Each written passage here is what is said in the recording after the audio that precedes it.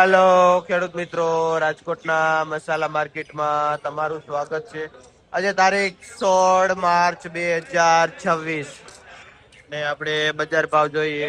મીઠા લીમડાથી આજથી આપણે શરૂઆત કરી કે મીઠો લીમડો એ જે હાલમાં ચોલ્ટેજ છે, મીડિયમ પૂરીઓ આવે છે, જે 7 રૂપિયાથી લઈને 10 રૂપિયા સુધી પૂરીઓ વેચાય છે. આપણે લીલું લસણ જોઈને તો 50 રૂપિયા કિલો વેચાય છે લીલું લસણ. નેક્સ્ટ આપણે ધાણા જોઈને તો માર્કેટનું 1 નંબર પાઉંજા ધાણા છે, બિસ્કિટ જેવું. બજાર ભાવ જોઈને તો 20 થી લઈને 25 રૂપિયા સુધી કિલો વેચાય છે ધાણા.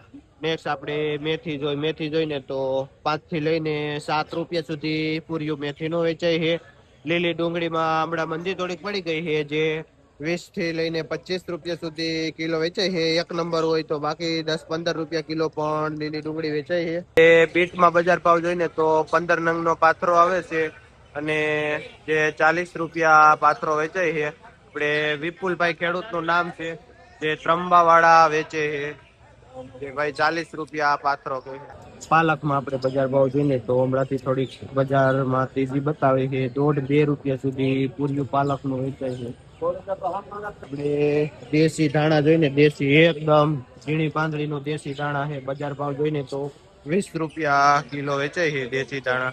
આપણે રાયધનભાઈ ખેડૂત નું નામ છે, જે સર ગામથી આવે છે. આ દેશી ધાણા લઈ એક પોટલું દીધું હોય અત્યારે રાયધનભાઈ.